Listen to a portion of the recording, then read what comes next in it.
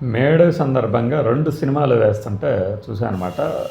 మనకి super star Krishna గారి 'ఈనాడు', ఇంకోటి కృష్ణంరాజు గారిదేమో 'సీతారాములు'. ఈ 2 సినిమాలు ఈ దినంలో ఎందుకు తగలబెడుతున్నారంటే, ఇందులో లేబర్ లీడర్గా మన కృష్ణంరాజు నటిస్తారు. ఎందులో 'సీతారాముల్లో'. ఈ 'సీతారాములు' సినిమానే ఆ తర్వాత మన ఘరానా మొగుడుగా తీశారని చెప్పేసి చాలామంది చెప్తారు. అలానే దాస నారాయణరావు గారు కూడా నా 'సీతారాములే ఘరానా మొగుడు అంటూ ఏదో కొన్ని సభల్లో కూడా ప్రసంగించారు. సరే, విషయానికి వస్తే ఏంటంటే, మే 1 అంటే దాదాపు 200 ఏళ్ళ క్రితం అమెరికాలో స్వేచ్ఛా హక్కులు తమ పని సమయాల్లో కానీ, కార్యాలయాల్లో, కర్మాగారాల్లో శ్రామికుల దోపిడీకి గురి కాకుండా తెచ్చుకున్నటువంటి ఒక ఏమంటారంటే ఆ రూల్స్కి ప్రతీకగా మేడేని నిర్వహిస్తుంటారు. అట్లాంటిది మన మేడేకి ఇక్కడ హాలిడేస్ తీసేశారు, లేబర్ హాలిడేని. కొన్ని చోట్ల ఇంకా ఉంది, కొన్ని రాష్ట్రాల్లో తొలగించేశారు. ఆ మేడేకి ప్రతీకగా ప్రతి హీరో కూడా ఒక లేబర్ లీడర్గా ఒక సినిమా చేసి ఉంటారు. కృష్ణరాజు గారు చేసినటువంటి ఈ సినిమాలో ఈయన లేబర్ లీడర్ అయితే, ఈ లీడర్ గారి వైఫ్గా అంటే పెద్దవాళ్ళ ఒక కంపెనీ ఓనర్ కుమార్తెగా మన జయప్రద గారు నటిస్తారు. ఇందులో మామూలుగా రెబల్ స్టార్ అని కృష్ణరాజు గారిని అంటారు, సూపర్ స్టార్ గారు అని కృష్ణ గారు. అయితే సూపర్ స్టారే రెబల్ స్టార్గా మారింది ఆ తర్వాత వచ్చింది. ఇదేమో 1980లో వచ్చింది 'సీతారాములు'. ఈనాడేమో 80లో ఈ సినిమా రిలీజ్ అయిన తర్వాత వచ్చింది. కానీ అసలు సిసలో రెబల్ స్టార్ అంటే కృష్ణ గారు అనిపించుకున్నారు ఆ సినిమాతో. ఈ సినిమాలో ఒక కుటుంబ కథా చిత్రంలో సమస్యలు ఎలా వస్తాయి, యజమాని భార్య, భర్త ఇంటికి యజమాని, కానీ ఆ ఫ్యాక్టరీలో, అప్పట్లో ఫ్యాక్టరీలు అనేవాళ్ళు, ఇప్పుడు కంపెనీలు, అప్పుడు ఫ్యాక్టరీల్లో యజమాని దగ్గర పనివాడిగా కృష్ణరాజు అంటే భర్త నటించారు.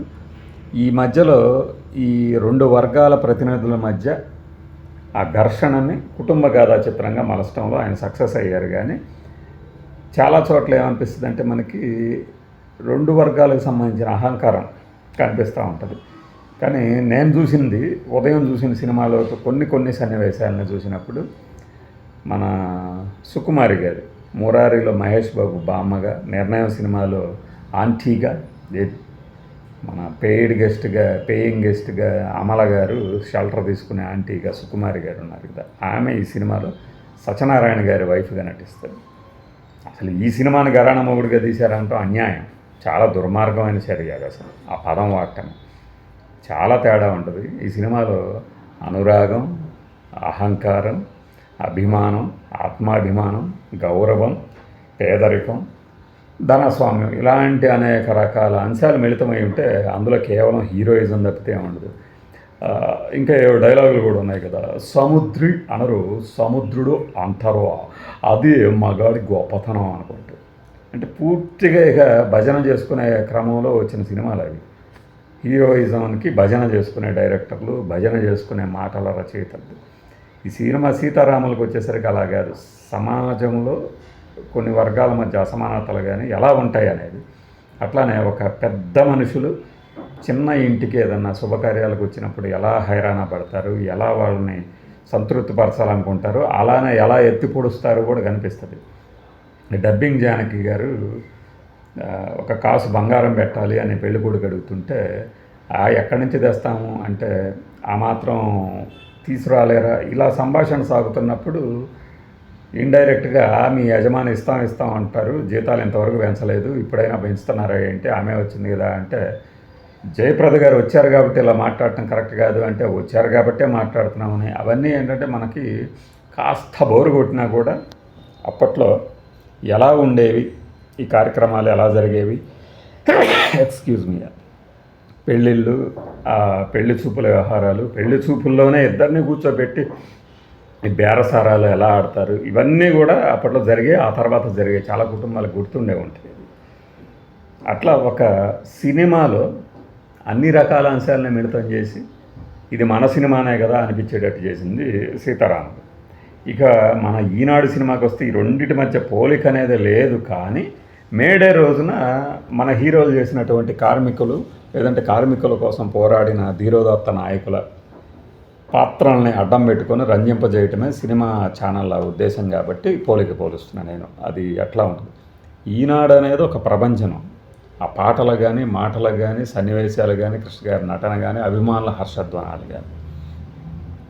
ఈ రోజుకి మీరు మున్సిపల్ కౌన్సిలరు ఆ పార్టీ మారినా, ఈ పార్టీ మారినా, ఎమ్మెల్యేల పార్టీలు మారినా, మనం ఇందులోని డైలాగులను యథాతథంగా పోస్ట్ చేసుకోవచ్చు పరిస్థితికి తగ్గట్టుగా. అట్లా అంత పవర్ఫుల్గా ఉంటాయి అన్నమాట.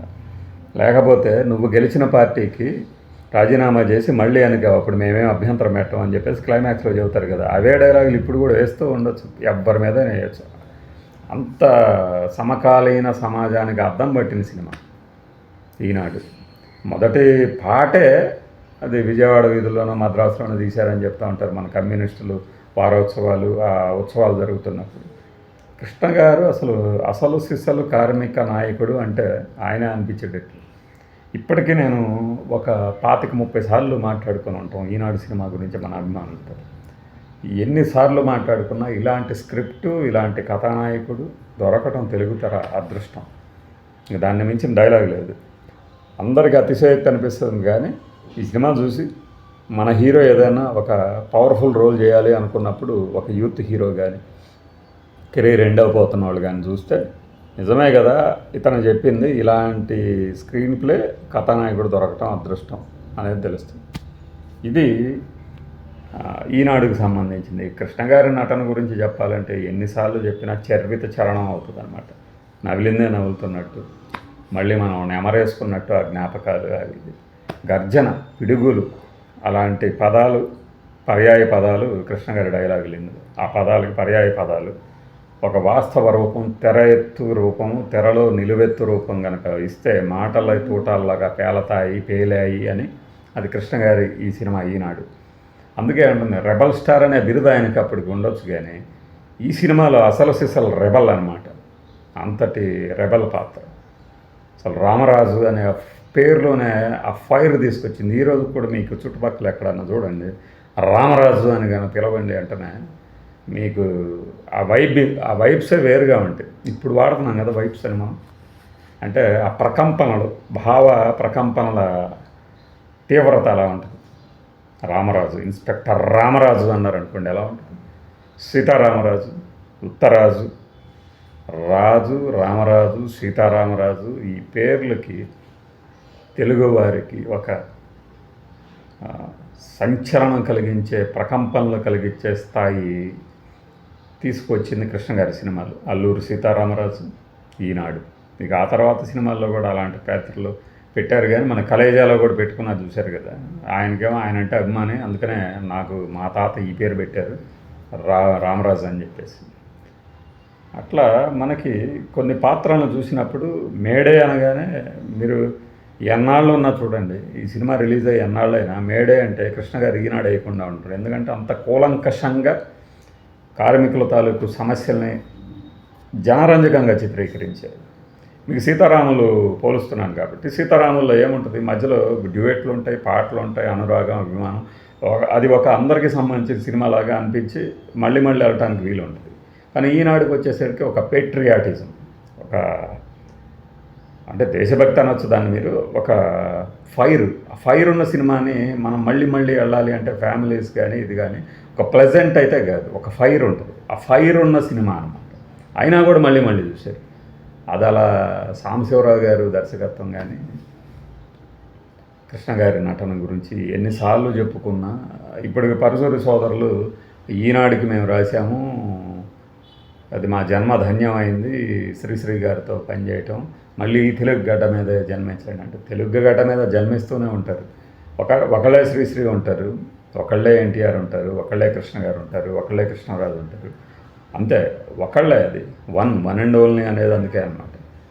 మీకు ఆ తర్వాత కృష్ణ గారి కంటే కృష్ణ గారి లాగా అంటే మహేష్ బాబు ఉన్నారు, కానీ ఆయన చేయట్లేదు. ఎందుకు చేయట్లేదంటే పరిస్థితులు, టైమింగ్ అంటారు కదా, ఆ టైమింగ్ అప్పట్లో ఆ టైమింగ్ అలా ఉంది. పోనీ ఇప్పుడు పాలిటిక్స్ మీద నిజంగా అంత పవర్ఫుల్గా ఎవరైనా చేయగలరా అంటే ఆ సాహసం ఎవరు చేయలేరు. సమస్య లేదు, అంతే. ఎందుకంటే వీళ్ళకి ఎంతసేపు ఎలక్షన్ల ముందు ఓటేసే ముందు వచ్చి డైరెక్ట్గా కూడా మద్దతు ఇవ్వలేక వస్తున్నాయి ఇన్ని నీళ్ళు వచ్చినాయి, ఇంత కరెంట్ వచ్చింది, ఎవరి వల్ల అని సుత్తి కొట్టుకొని పారిపోవటమే తప్పితే ఎస్ నేను ఈ పార్టీకి అభిమానిని, ఈ పార్టీకి ఓటేయండి అని దమ్ముగా చెప్పే ధైర్యం ఎవరికి లేదు. చాటుమాటుగా పురస్కారాలకి లాబీలింగ్ చేసేసుకొని ఆ పురస్కారాలు తీసుకొని గ్రూప్ ఫోటోల్లో సంతోషపడటం, ఆ తర్వాత నేను రాజకీయాలకి దూరం, నేను అందరికీ దగ్గర వాడిని అని, ఇంకొకళ్ళేమో ఈ జాతికి నేను అంకితము అంటే డైరెక్ట్గా ఉండాలి కదా. ఇప్పుడు కాస్త కూస్త పవన్ కళ్యాణ్ నయంగా సొంతంగా పార్టీ పెట్టుకొని, కానీ అతనైనా కూడా ఇంత డైరెక్ట్గా ఇప్పుడు అతను ఒక పార్టీ పెట్టుకుని ఒక మంత్రిగా ఉన్నాడు. రేపు వద్దున ఆయన వచ్చే 2-3 సినిమాల్లో ఈ ప్రజలకి వ్యతిరేకంగా ఉన్నటువంటి నిర్ణయాల మీద ఏదన్నా తీయగలడా? అసలు ఆ సాహసం చేయగలడా? లేనే లేదు. అందుకనే చరిత్ర ఎప్పుడైనా ఒకళ్ళనే సృష్టిస్తుంది ఎక్కడైనా సరే. అది సూపర్ స్టార్ కావచ్చు, అప్పుడు రెబల్ స్టార్ కావచ్చు.